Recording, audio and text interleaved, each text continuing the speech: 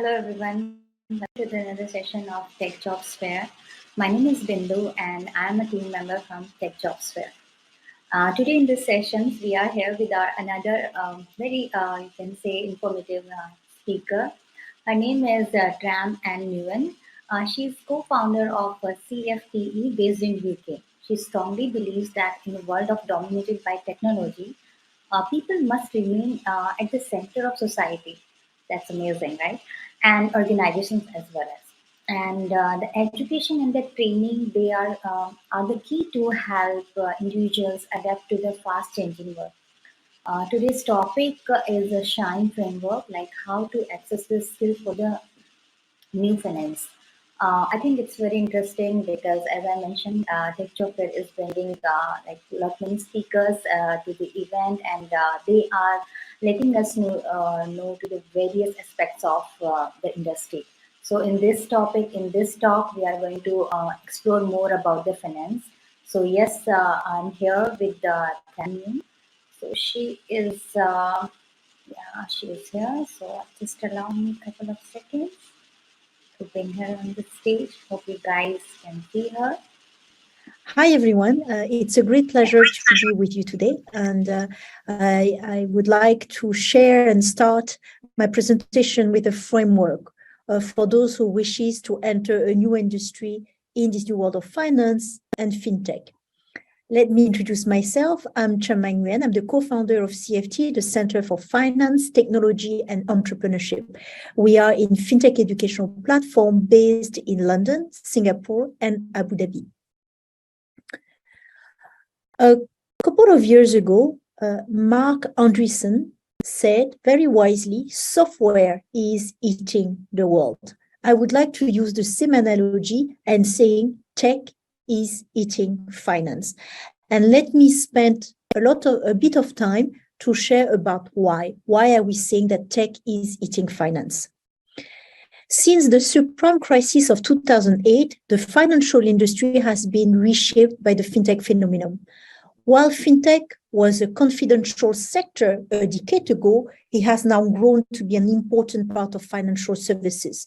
Consumers have widely adopted fintech, and as an industry, fintech has grown very rapidly. The numbers don't lie. The first fact, fintech is now worth a third of banking in market capitalization. The 100 largest banks have a combined market capitalization of $7.1 trillion, while the 100 largest fintech companies have a combined market capitalization of $2.8 trillion.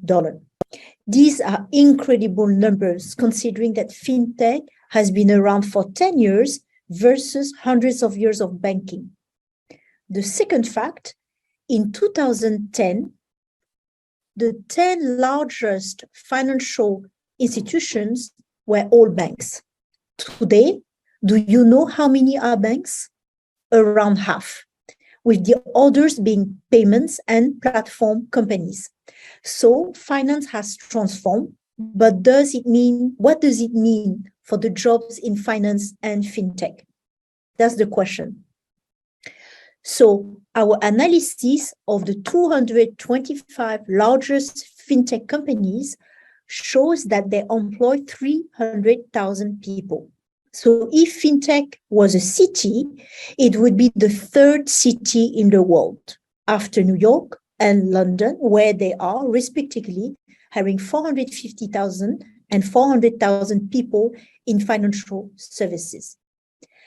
And the situation is happening around the world. Now, you know the trend in the market and how many people are involved in the fintech industry. It's hard to ignore it. Fintech is definitely becoming a sector as a whole that is growing much, much faster than the traditional finance. So, fintech is a very fast-growing employer. But what are those jobs? For our analysis of the 40,000 jobs in fintech, we found that there are the jobs in fintech that can be put in three main categories. So what are those three main categories? The job one would find in any company, such as human resources or legal. The jobs one would find in tech companies, such as data scientists or digital marketing. The jobs that one would find in financial services, such as compliance or treasury. What was surprising was the split between the jobs of tech companies versus the job in finance services. We could expect that fintech is equally distributed between fin and tech. Is not the case at all. 80% of the jobs in fintech are closer to jobs of tech companies, and only 20% are those of financial services. In other words, fintech companies are really tech companies, or more precisely, they are tech companies applied to finance. In the same way, we could use the example of Amazon, for example, who was a tech company applied to retail rather than a retailer using tech. The reality, however, is that it's not just for fintech, but for the financial services, while fintech being just an advance warning for the industry. This is why the conclusion for our research was tech is eating finance. So if tech is eating finance, the question would be, what are the skills required to be in this new world of finance? If you are thinking Python programming or data analytics, you are not wrong. However, by interviewing the 225 fintech CEOs and senior leaders in banks, we found that there is much, much more than just hard skills such as those. In addition to the hard skills, there are 4 other areas which are really important. So let me share with you the framework that can help you to think what are the important skills in a very structured way. This framework can help you whether you want to assess your skills, analyze your strengths, or areas to improve. It can help also recruiters to better understand the skills required for new hires, or it could help companies and governments to frame their strategies for workforce development. This framework is called SHIME. So try to think what could be behind this acronym. So S is for soft skills. H is for hard skills.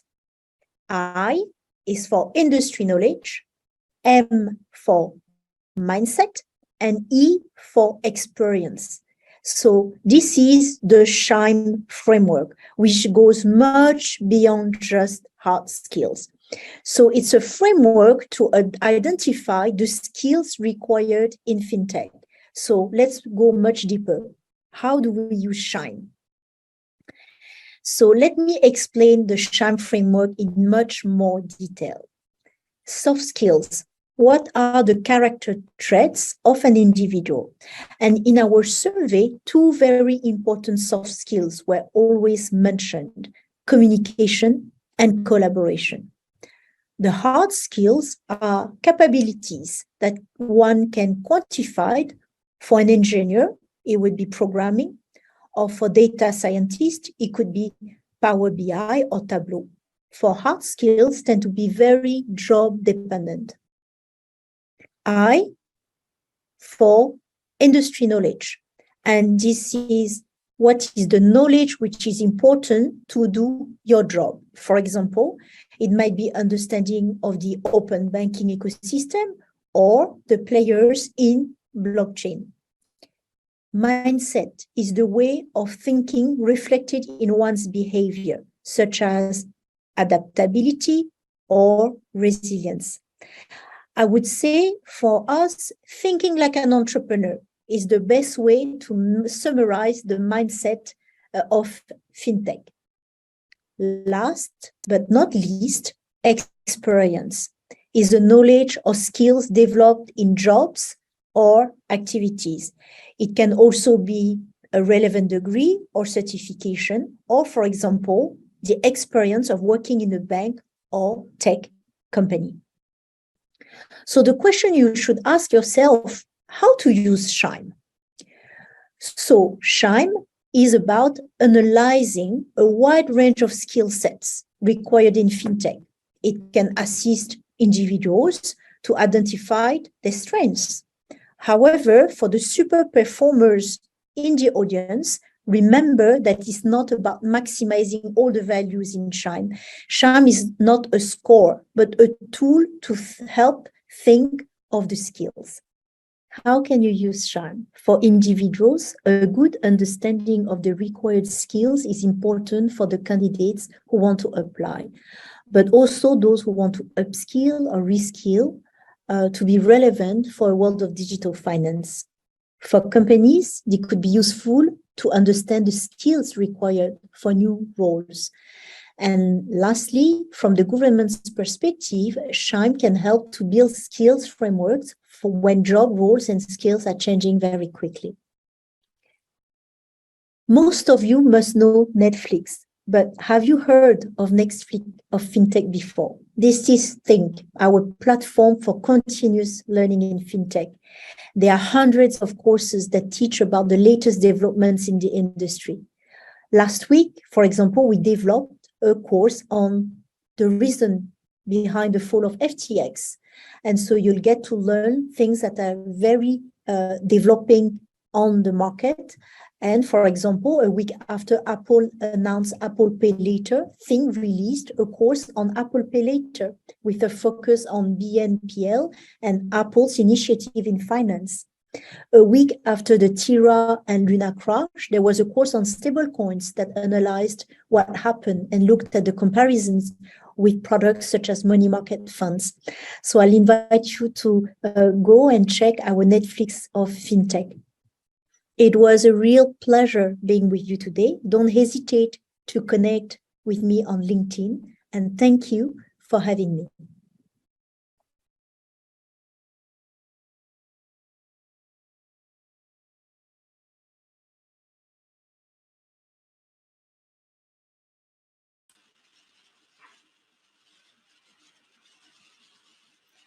Thank you so much, Tram, and it was, I believe, very informative session, and especially when it's about fintech. And I can see here there are a lot many questions, so lot many candidates are willing to explore their career or want to. They have already in this we can say career line. So I think it's very informative for them also, and how you can go ahead with the with more insights. So this was the session. So I think it's very informative, and thanks a lot for your presence. And for everyone who is listening here or candidates, please register yourself on a High Tech Talent, because there you will be able to connect with lot many other fintech companies who are looking for candidates from the same sector. So thanks a lot, everyone, for joining this session, and let's be in touch. Yeah, bye bye.